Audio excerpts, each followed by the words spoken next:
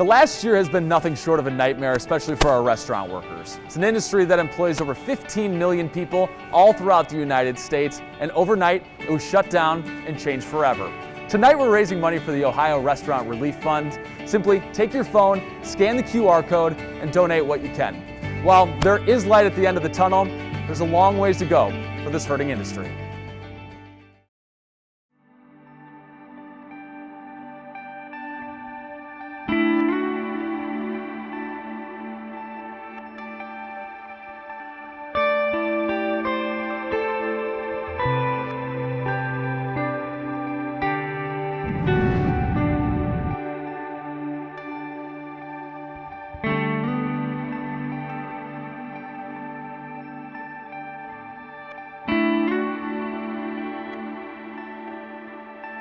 I'm not one to ask for help. Clevelanders are pretty proud, you know? We're gonna stick through it. So I don't think that we're used to asking for help, but in the last year, especially in the restaurant community, we have had to check our egos at the door and say, we are all in the same boat here. Let's try to paddle together.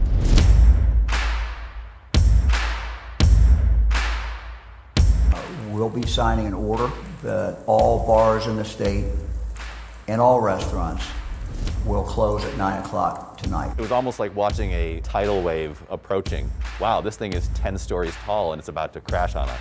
How long this order will be in effect, we don't frankly know. Like Rocky or something. You just getting boo, boo, boo. And these body shots coming from like the biggest component in the world, the governor. It will be in effect as long as it needs to. You have to stay calm. What do I have to do to survive? It was tragic because they basically said it wasn't safe to be here. Just when you think you got it bad, I got two words for you: look around. Find a way to make it work. The last 12 months have largely been fog of war. Is it going to be another week, month, or year? There's no pride anymore. This is life or death. We can't make excuses. Excuses don't pay the bills.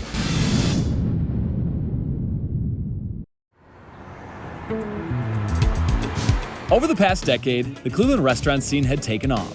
Clevelanders love food and beer, and they love supporting local businesses. It's those local businesses that had transformed forgotten neighborhoods like Tremont and Ohio City. It was kind of like the Wild Wild West. You could buy buildings down here for pennies on the dollar, and it was just up to us to figure out what this neighborhood wanted to be.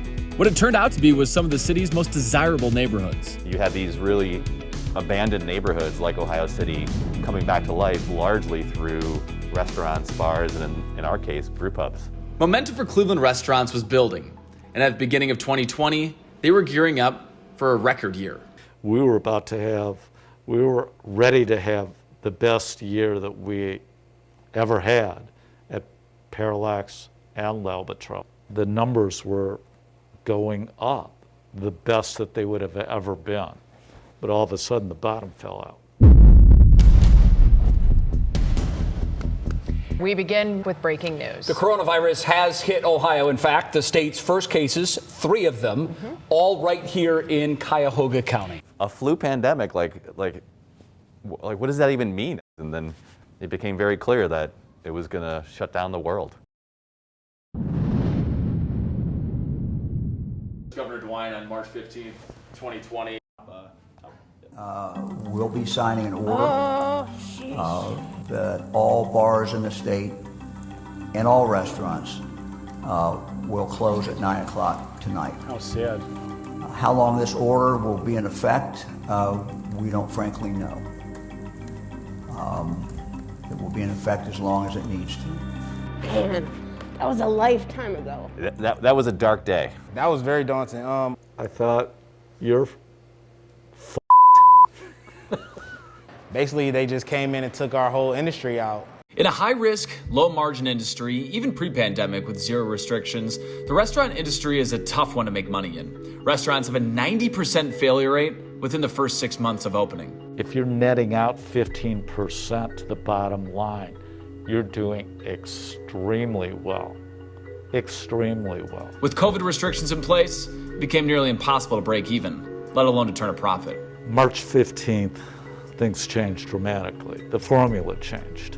The way to make money in this business is to do volume.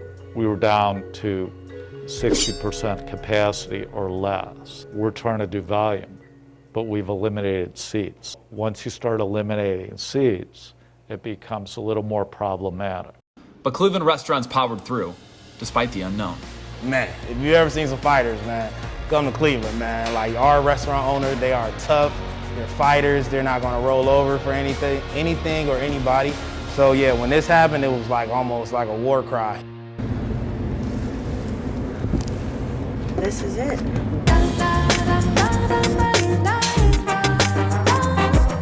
I'm Heather Doberling, and I am the boss at Boss Chicken Beer. Well, I like to name restaurants after myself, and I'm a boss chick. So we do chicken wings, we do vegan wings, local beer. We don't do anything that's not local at all. I believe that Columbus has enough money. We are Clevelanders, and it's part of our responsibility to keep the economy in Cleveland going. So we keep Cleveland dollars here in Cleveland. This is a place that you come and you meet friends.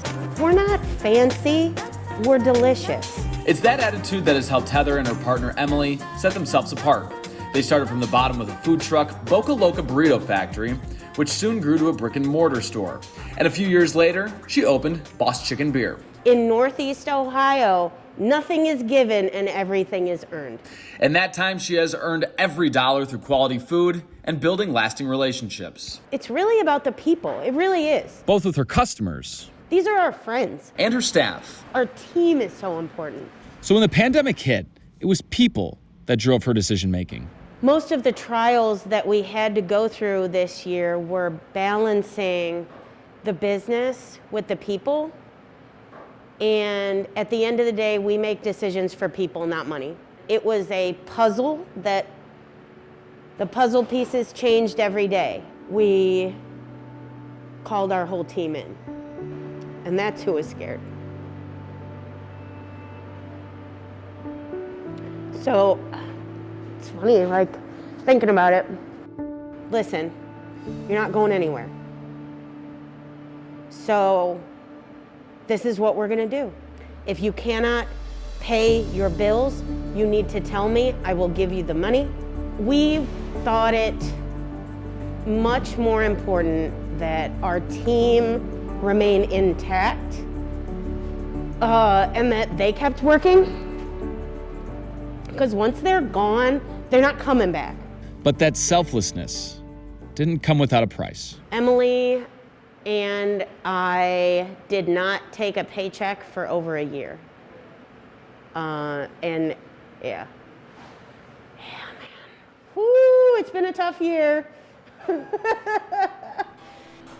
We weren't close to losing this place. We were close to losing our people. So to me, that was the scariest part. And I was willing to, Emily and I both were willing to sacrifice ourselves and really, like, man, you talk about going back to living how you did in your 20s. Whew, yeah. This was not a glamorous last year. We had to really think outside the box and ask for help, but always do what's right for people and not for money. People before money, even if that means making a personal sacrifice. Worse than any breakup I've ever had. Coming up. The decision was so painful for me that I just took way too long to make it. And later. You guys have to hurry, you're literally attacking. It was the worst day ever.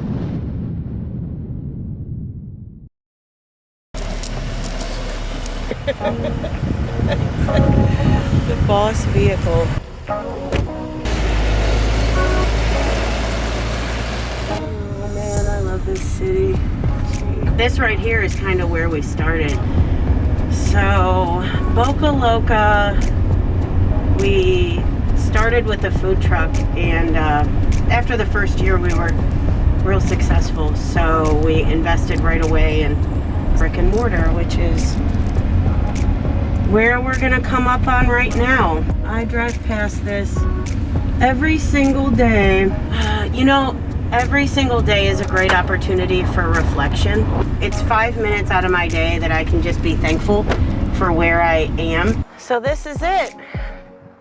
This is my old house. All the remnants of Boca Loca are all gone now. We weren't gonna be able to maintain both. And so we had to make some tough decisions. Oh man, it's like,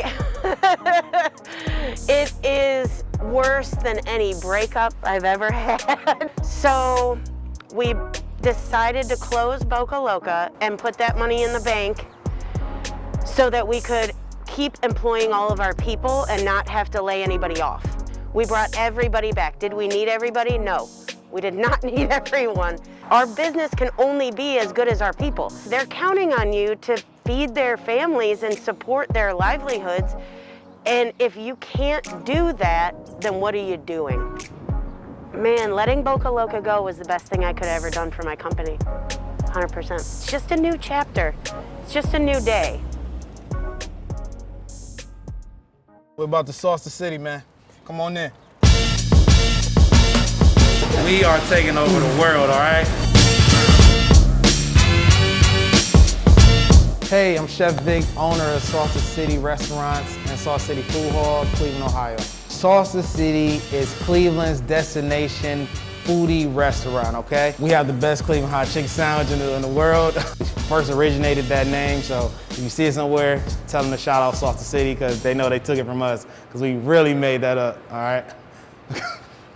Take me through the whole story. Well, the whole story is this started in Kent State University. So I said, all right, I'm gonna make a sauce company. Vic worked for me as a 19-year-old server. It used to be called Vic Fries. He was crazy. So he wasn't that creative with the name back then. And he's like, yeah, I make sauce. I'm like, what do you mean you make sauce? It was called the Diete sauce. Yeah, sure enough, this kid was an entrepreneur and I didn't even know it. So he went to carnivals and fairs and was selling French fries with the sauces. He was a horrible server. Of my whole career, he's in the bottom 3. And then we basically transitioned. He just had so much going on that he could not focus on the 2 top in front of him. Going into stores, we were in Amazon for a while. But he's an entrepreneur since the day I met him. Fast forward 10 years and we're doing hot chicken competitions together. Yeah, it's all about hustle. It's that entrepreneurial spirit that helped Vic grow his business from the bottom up. How much money did you start with? Oh, $700, all right? 3 years ago, before opening Sauce the City, he was working in a stable job as a director in a local nursing home. I put it all on the line, man. I put it all on the line. I left my job, I bought the food, and then it started. But Vic took that $700 and bet it all on himself. It was a huge gamble, man, but it worked, man. And then we just kept going. So when the pandemic hit, Vic used that same mentality to power through. This past year, if you wasn't like dedicated or super had the hustle inside of you, man, you would have folded, man. All the Clevelanders know, when you give us, I don't know the saying. What is the saying? We gotta reverse this. The lemons, if life give you lemons, make lemonade. Is that it? Yeah. All right, so I had to think. I really hibernated, got to myself, got my thoughts together, tried to figure out what was going on, because I did not want to go back to nursing home administration. Didn't want to do that. So yeah, when life gives you lemons, man, you make lemonade, man. So Vic took those lemons and, well, made more Cleveland hot chicken sandwiches. People gonna eat something, you know what I mean? So I was like, oh, okay, they're gonna eat Cleveland hot chicken. That's what they're gonna do. So basically after that, man, it just changed my whole mindset on how I was gonna approach the pandemic. He transformed the way he did business, focusing on takeout. It was tragic because they basically said it wasn't safe to be here. And even though his business took a hit, he still found a way to help those on the front line.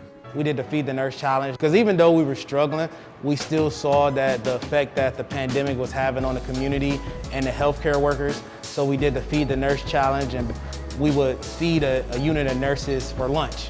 And then we would challenge other restaurants to pick up the bill sometimes or to feed them themselves. We made it kind of like a thing to do for restaurants, to drop off, meals for the doctors and nurses and the healthcare workers. And then it grew so much that The Browns, Austin Hooper, you know, he jumped in. He bought about 1,000 sandwiches for Metro Health. For Vic, it's pretty simple. A successful business comes down to Cleveland, community, and chicken. Cleveland is everything, man. I see how hard Clevelanders work for what they have, because that's who we are. You know, we are the community, you know. Coming up. I listened to them destroy 10 years of what I had built. I was scared for our lives. They're literally attacking. My name is Kelly Kanda, and I am the owner of Colossal Cupcakes. I love downtown Cleveland. I've watched the city grow so much over almost a decade now. I love everything about it. I live here, I work here. It's my favorite place. Our cupcakes are 2.5 times the size of your regular cupcake. We are the first to ever do the cake shake. Cake batter, waffles with ice cream, and lots of other really cool and creative snacks as well. We enjoy coming up with new things all the time. Business at Colossal was great before the pandemic. Kelly had grown her downtown business over the last 9 years, with 2 locations and a third in the works, but COVID stopped her in her tracks. Shutdown, panic, lots of panic. I've never been so scared. But Kelly and her staff powered through. I knew that I had to just find a way to make it work. I had to find a way, for my business to survive. She did survive.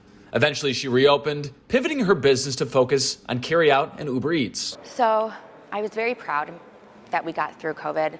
I was so happy. We got through this. It's going great. We have regular numbers, regular amount of sales.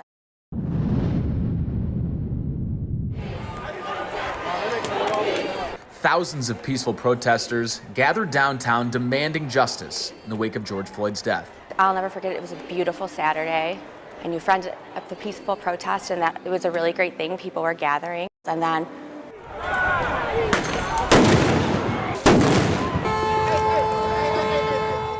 I got a call saying that the peaceful protest had started to turn into rioting. I ran over there. Actually, somebody had to help me just get into the store because it was already a war zone. I stayed away from the window. They watched them break in, and that's when I had my first cinder block thrown at me. They did not care that I was in there, and it turned into me having to run and all the way through the store to the back. As they flooded in, another person sort of jumped up over the counter and was standing on it, and he had a mask on and everything, and some sort of metal pipe or object in his hand, and he pretty much chased me to the back. I always say it was like a haunted house. He wasn't hitting me, but he was hitting just next to me to frighten me, and it worked. And then we just sat there on the phone with 911. Kayla.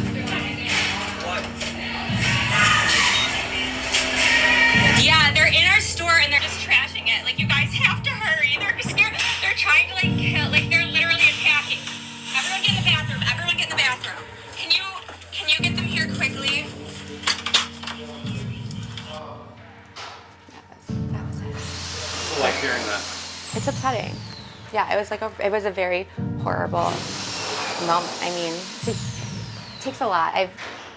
It takes a lot for me to be actually scared, and that was the first time in my life that I feared for it. I listened to them destroy 10 years of what I had built. I had almost $500,000 in damage in the end.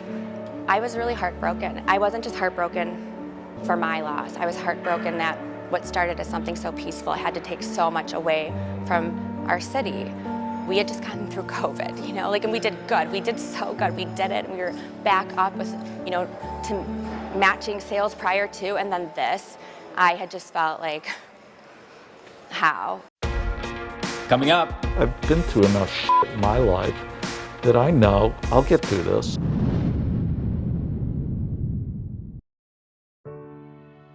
I said, I'm going to do everything I can to be a reason for people to still believe in downtown and still come downtown. I didn't want to just walk away. I wasn't going to let something that went wrong take away 10 years of my hard work and pride. So that's what we're in the process of doing now, getting our flagship Euclid store back up and running, and We're doing the final touches, nonstop construction in there for opening day, which is March 23rd for us.